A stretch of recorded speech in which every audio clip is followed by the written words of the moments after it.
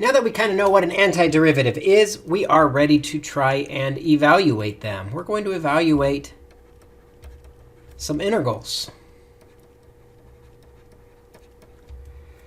And the way we integrate them is we simply use those formulas from our prior videos. So let's say, for example, we want to integrate 3x squared minus 7x plus 2 dx. Well, the way we can do this is term by term using the power rule. What the power rule says is we're going to increase the exponent by 1, so the 2 grows to a 3.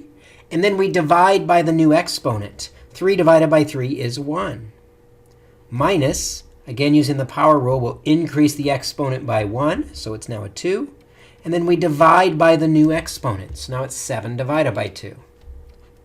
Plus, the antiderivative of the constant 2 is that 2 times x plus c, because we don't know what constant was added to the end.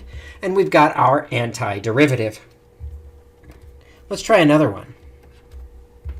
Let's do the antiderivative of the square root of x minus 7 over x cubed plus 4 e to the x minus 2 over x dx. Well, let's rewrite this a little bit to make it easier to take the antiderivative of. Remember, with square roots, we always wrote them as a 1/2 power. When we've got a fraction, we can write it with a negative power. The one exception, though, is I'm not going to write this as 2x to the negative 1 because we already have an antiderivative for 1 over x that we can use. Then going term by term, on the x to the 1/2, we increase the exponent by 1, making it 3/2, and divide by the new exponent, which is the same as multiplying by the reciprocal. Then we increase our next exponent by 1 to make it negative 2. And when we divide negative 7 by negative 2, we get positive 7/2. Plus 4, the antiderivative of e to the x is just e to the x. Minus 2, and the antiderivative of 1 over x we found out was the natural log of x. And of course, we'll always add plus c at the end of our antiderivative. Now, sometimes when we're dealing with antiderivatives, it's going to be helpful to simplify first before we take the antiderivative. It's just going to be easier in a simplified form. So for example, if we wanted to integrate 3x minus 7 times 2x plus 4 dx, we can't really integrate a product like this. But we can easily multiply this product out. If we FOIL this product out, 3x times 2x is 6x squared. 3x times 4 is 12x. Negative 7 times 2x is negative 14x. And negative 7 times 4 is negative 28. And if I combine like terms in the middle, we have the antiderivative of 6x squared minus 2x minus 28 dx. And then we can just use our power rule to increase the exponent by 1 and divide by the new exponent.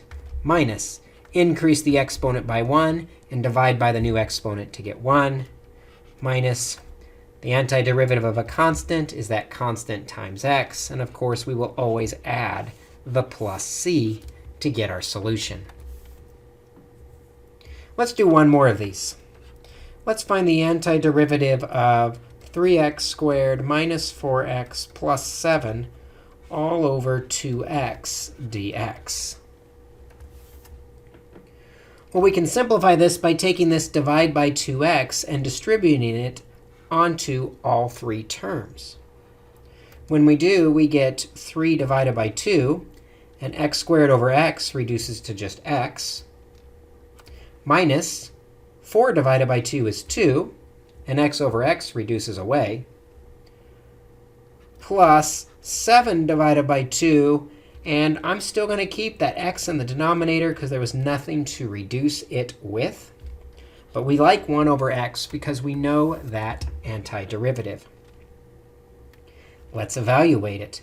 Increase the exponent by 1, we get x squared. Dividing by that new exponent, we're going to divide by 2. So we have 3/2 times 1/2. I can multiply those denominators to get 3/4. Minus the antiderivative of a constant is that constant times x. Plus 7/2 times the antiderivative of 1 over x is the natural log of x. And of course, I'll always remember, never forget that plus c. And we can evaluate integrals using these basic formulas. It's your turn to practice some of these on the assignment.